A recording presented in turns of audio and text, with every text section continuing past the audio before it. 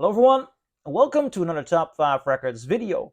Today I'm going to be talking about the Rolling Stones Aftermath, but not just the European or British Aftermath. I'm going to be talking about the American Aftermath, and I'm going to be comparing a first American pressing to the 2016 Monobox pressing. And here I have the two. Here you go.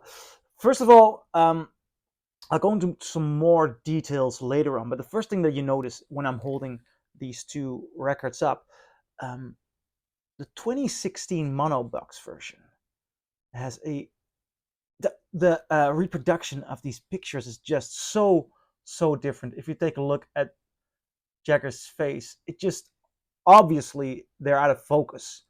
But the recent Mono one seems to be more out of focus. I'm not so happy with the differences in color.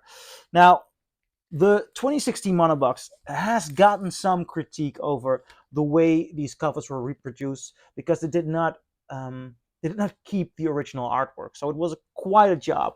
Nevertheless,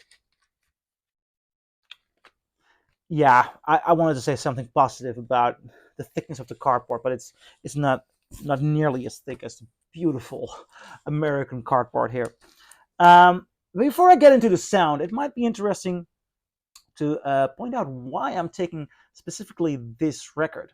Well, the American versions of a lot of these early Rolling Stones records contain different track listings. And Aftermath is particularly interesting because the American one has a very good track list.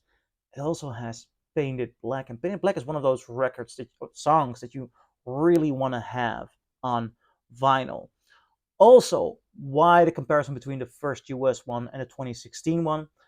Well, over the past couple of years, the Rolling Stones mono box has gotten a lot of praise and became, I can't say the stuff of legend, because about 2 years ago there was another reissue of the original masters of the box, I believe even the original stampers of the box.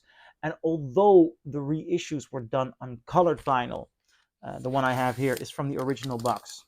It's black vinyl, and black vinyl isn't necessarily better than colored vinyl. That is a myth because actually they add color to get a black pressing, because vinyl is not naturally the color black. So adding color doesn't necessarily have to make a pressing worse. And although the recent reissue of the box, to what I heard, seems to be almost the same, there's a slight decrease of quality, whether it be to a deterioration of these masters, deterioration of these stampers, a deterioration of the pressing process, a different pressing plan. I'm not so sure.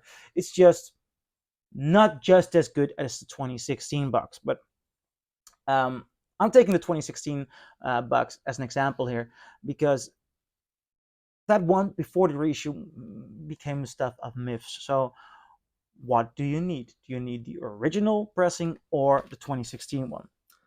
And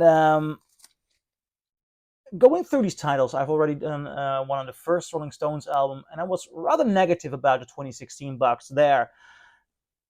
I thought I gotta get original pressings of all of these records because of that one, and I'm gonna talk you through in a series of videos with doing all these comparisons. So about a year ago, I was in San Francisco for work, and I walked into a record store and I found this, the original mono pressing of Aftermath from the US. Red London label, and I just had to have it. So I bought it, assuming it would be a lot better than the 2016 one. Just out of thin air because of the comparison on the first album here. Now, I'll put this one on. Volume wise, it has an average volume of 78 decibel, maximal 84 decibel. The bass is very heavy here. But the higher frequencies and the voice on, for example, Painted Black, there is a horrible reverb there, which makes it sound very thin. It's not the deep, lovable sound I expected when I listened to Painted Black. Very harsh, very thin. good high. There's a good high there, but the reverb on the voice is just terrible. Now, that reverb is only there on Painted Black, at least that amount of reverb. Starting with Stupid Girl, you get a much more balanced record, um, but it doesn't do what I hoped it would do. The drums sound far away. There still is this very much a tin can structure on the entirety of this record. This was pretty much a letdown now.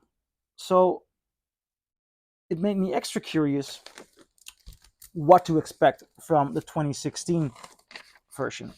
I'm gonna put this one away.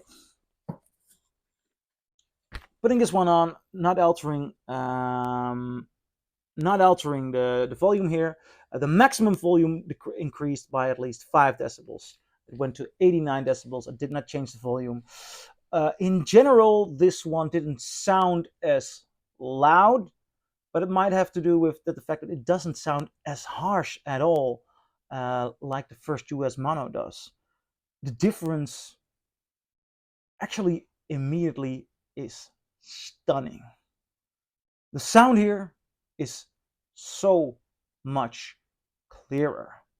You hear so much more detail. Not the strange reverb on the voice of Painted Black. This is the way I always hoped I would listen to Painted Black, and I thought I would listen to that quality on an original, but it's far from the truth. This one has such a beautiful, distinct quality. The bass sounds more rounded, though now and then, for example, on Painted Black, it can sound a little bit weird. Again, the rest of the record is more balanced in that regard, though in its entirety, Painted Black sounds like it's part of the record, whereas on the first US, it sounds like it's an added bonus track. Um, beautiful, beautiful, balanced, and tight representation. You can really hear the differences in the instruments. Very clear, very beautiful. More dynamics in volume as well. Um, Beautiful natural sound. Not, not anything like the harsh sounds of the original one. It's just such a clear winner for me. This one is such an incredible improvement on the original American pressing that it really makes me wonder.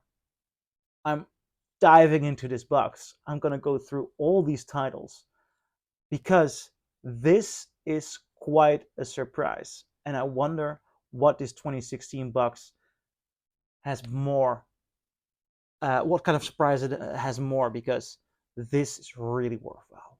This is a gorgeous, gorgeous pressing. So I'm curious, what do you think? Do you agree? Do you disagree? Leave a comment below and I'll see you in my next video. Bye.